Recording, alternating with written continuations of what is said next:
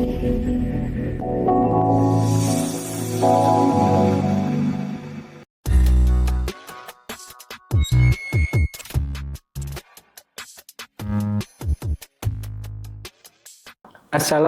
warahmatullahi wabarakatuh. Waalaikumsalam warahmatullahi wabarakatuh. Selamat malam. Terima kasih masih bersama podcast Penjaga Nusantara dengan tema 40 minggu menuju masa depan berkelanjutan. Saya Edi Gesang dan masih menghadirkan Bapak Taufik Supriyadi selaku penggiat lingkungan. Apa kabarnya Pak malam hari ini? Baik Mas Edi, alhamdulillah. Alhamdulillah malam ini. Siap. Sobat Penjaga Nusantara, episode kali ini kita akan bahas tentang tanaman toga. Apa saja di Penjaga Nusantara akan kita kupas tuntas. Nah Pak, dalam 800 tanaman yang Bapak sebar di wilayah Bapak, apakah ada tanaman toga Pak? Baik, terima kasih Mas Edi. Selamat malam Penjaga Nusantara. Di tempat kami ada 817 tanaman produktif. Di antaranya adalah toga. Toga ini kependekan dari tanaman obat keluarga. Bukan toga yang buat wisuda itu Mas Edi ya. Karena itu baju toga ya, atau bajunya hakim. Nah, toga ini di tempat kita memang ada beberapa. Dimulai dari rumah-rumah warga yang memang sejak awal menanam, antara lain di sana ada, kalau kita urut dari gang itu ada kembang teleng gitu ya. Kemudian ada serai, bisa terlihat dari CCTV kita itu. Kemudian ada lagi lidah buaya gitu ya. Buayanya besar. Kemudian ada lagi di tempat Mas Edi Gesang apa? Lidah buaya ada, terus sama dingo bengle itu mungkin salah satu ya, bengle. Itu. Nah itu kan toga ini kan berkhasiat sebagai obat yang dibudidayakan di tempat kita sendiri gitu. Kalau bahasa orang tua dulu ini dianggap sama dengan apotek hidup, apotek keluarga gitu ya, apotek keluarga.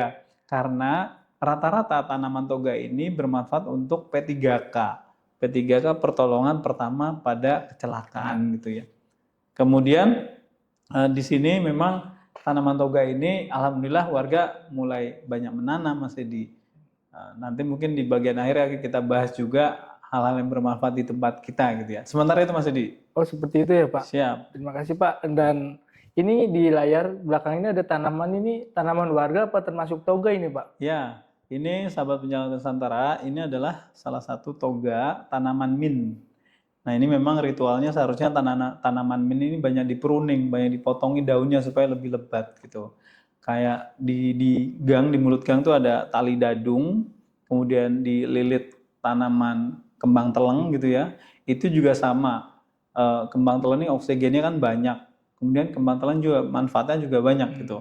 Nah, ada lagi cincau di mulut gang itu kan ada tali dadung, kita lilit juga cincau begitu. Ini juga ritualnya sama, rata-rata harus banyak dipruning, daunnya harus banyak dipotong supaya lebih lebat gitu Mas Edi.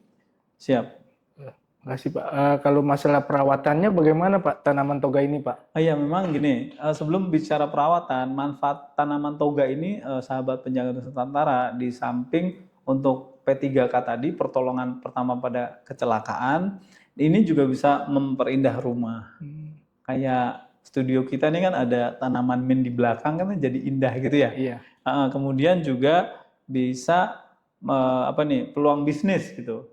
Ini saya jadi penasaran pengen ngebahas ini nih, di depan kita ini adalah salah satu peluang bisnis. Gitu. Di mana nih boleh saya ambil ya Mas Edi ya. Iya. Ini adalah kembang teleng sahabat Penjaga Nusantara. Ini kembang teleng ini ditanam di tempat warga. Kemudian yang saya dengar ini ada salah satu warga yang kemudian mempunyai resep cendol teleng. Kemudian resep teleng ini ditawar oleh pengusaha untuk dibeli resepnya gitu. Tetapi warga ini tidak mau, warga ini meminta royalti saja. Jadi setiap penjualan satu botol ukuran segini itu dia akan mendapatkan royalti sekian ribu rupiah gitu Mas. Jadi kan luar biasa sebagai bisa menambah kesejahteraan masyarakat gitu Mas Edi.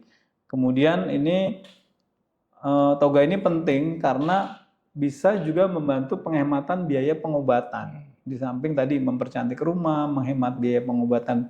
Kemudian yang penting adalah menjaga sustainability atau mendukung pembangunan berkelanjutan. Di samping kalau nanam toga ini kan daunnya identik dengan menghasilkan oksigen, menarik karbon dioksida kan. Jadi ini manfaatnya banyak dan kalau diniatkan ibadah ini jadi pahala banget gitu Mas Yudi. Sementara itu Mas. Gitu. Masalah pengelolaan tanaman toga itu bagaimana Pak? Oh iya, baik, pengelolaan tanaman toga memang sama seperti tanaman-tanaman pada umumnya, tetap disiram. Kemudian memang ada beberapa tanaman yang tidak boleh terlalu banyak air. Jadi memang ya rata-rata untuk ukuran planter bag 20 literan itu, nah ini cocok nih. Ini kan 300 ml nih. Jadi seharusnya ya kita membiasakan diri pakai semprotan itu berapa detik sih ngitungnya? 1, 2, 3, 4 kalau penuh baru kita tes coba. Jadi nanti kalau tanpa ukuran juga ya dengan sprayer itu dengan hitungan 4 detik kira-kira juga sudah terpenuhi satu botol ini gitu Mas. Jadi gitu. Kemudian tadi di pruning, ada beberapa tanaman yang harus banyak-banyak di pruning daunnya. Semakin dia lebih banyak diambil seperti cincau atau cuing gitu ya. Kemudian kembang teleng, semakin banyak bunganya diambil dia akan lebih banyak berbunga gitu. Makanya ini kemudian kita keringkan, kita jadikan teh gitu ya. Pokoknya nih kita hindari penyakit penyempitan pembuluh dompet lah gitu. Jangan terlalu banyak beli obat di luar gitu. Di tempat kita sendiri juga bisa kita manfaatkan untuk menanam tanaman obat keluar. Gitu Mas Yudi. Begitu. Siap. Nah, di meja depan kita ini apa termasuk pengelolaan dari tanaman toga, Pak? Ya, siap. Benar Mas Yudi, sahabat penyambut Nusantara, ini ada Green Life Store. Ini adalah kembang teleng dengan selasih di dalamnya. Ini dibuat dari kembang teleng yang kemudian ekstraknya dijadikan minuman. Kita minum ya Mas Yudi. Bisa diminum juga ini, Pak. Mau ya, sahabat penyambut Nusantara, kita minum dulu ini.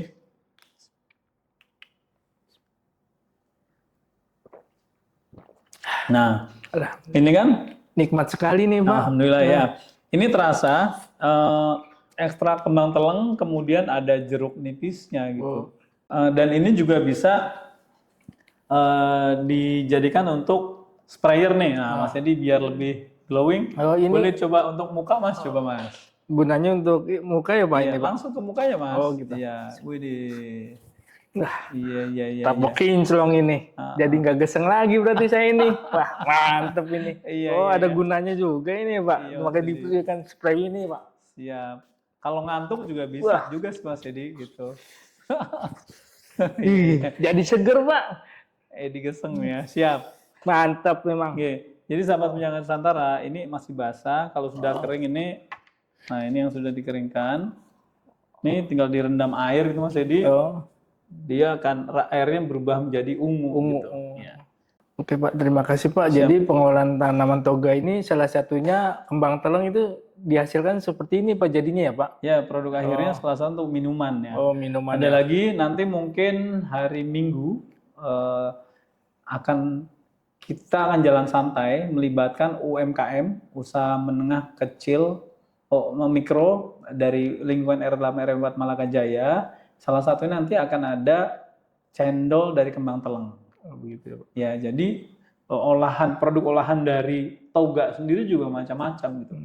Bahkan lidah buaya kan di tempat lain bisa dijadikan kayak jelly gitu ya. Iya. Kayak nata de coco gitu ya.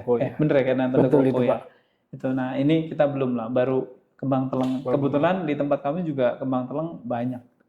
Dan katanya kembang teleng ini walaupun daunnya kecil, tapi menghasilkan oksigen banyak. Makanya saya di atas, di gang, di setiap gang kita, saya pasang kembang teleng lah. Gitu. Kita tanam kembang teleng. Biar lebih sejuk tuh Mas Edi. Ini berarti kembang teleng banyak manfaatnya ya Pak. Dan tanaman toga itu termasuk SDGs nomor berapa sih Pak? Oh ya, terima kasih. Ini memang masih digeseng nih. Sekarang udah hafal SDGs gitu ya. Kepanjangan SDGs apa sih Mas ini? Sustainable Development Goals gitu ya. Pembangunan berkelanjutan. Jadi sahabat penyambut Nusantara, toga ini ada 2 SDGs yang bisa di dalamnya. Pertama SDGs nomor 3. Nomor 3 ini kesehatan yang baik dan kesejahteraan. Kemudian yang 12 produksi dan konsumsi yang bertanggung jawab.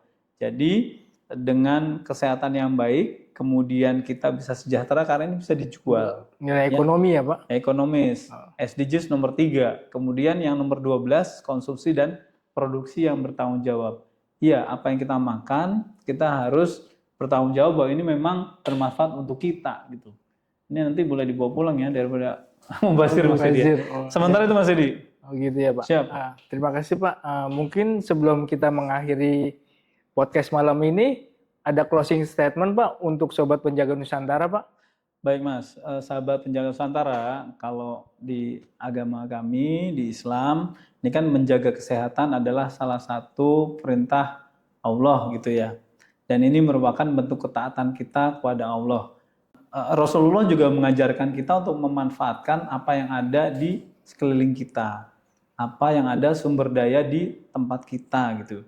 Jadi Allah juga menyediakan apa yang ada di sekitar kita ini sebagai penyembuh.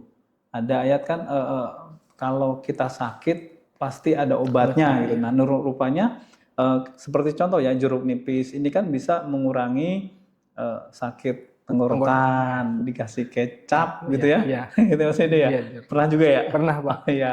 Kemudian tadi lidah buaya kalau ada luka kita potong lidah buaya jangan banyak-banyak gitu ya, ujungnya aja terus kita olesi kan lebih cepat rapet gitu. Kemudian apalagi tuh yang nggak bisa tuh cuma penyempitan pembuluh dompet, jadi harus jualan dulu gitu. Iya. Kemudian setiap penyakit itu ada obatnya. Jika obat itu cocok dengan penyakit kan dia akan sembuh dengan izin Allah Mas Edi. Jadi semoga dengan memanfaatkan tanaman obat keluarga ini kita bisa lebih dekat pada alam dan juga meraih manfaat yang telah disediakan Allah untuk kesehatan kita gitu Mas. Kalau terakhir penutup dari saya, mari kita mulai dari hal-hal yang kecil, tanam tanaman obat keluarga gitu ya di pekarangan kita karena itu tidak mahal gitu. Bahkan pasar Klender dekat, jalan kaki nanti naik sepeda ke sana ya. Bentar lagi Mas Edi punya sepeda, jalan kaki atau naik sepeda ke pasar, cari umbi-umbian ditanam, insya Allah tumbuh gitu. Kayak lagunya salah satu grup musik kan gitu ya, tanam kayu jadi tanaman gitu ya. Iya, yang nggak bisa nanam batu aja jadi. Itu Mas Edi. Jadi terima kasih telah mengundang kami di podcast ini Mas Edi. Semoga apa yang kita upayakan ini bisa menginspirasi karena kita harus mewarnai, jangan terwarnai. Berwarna ungu. Iya. Oke, terima kasih Mas Edi. Terima kasih Pak atas closing statement-nya. Sobat Penjaga Nusantara, penuh inovasi dan menginspirasi ya.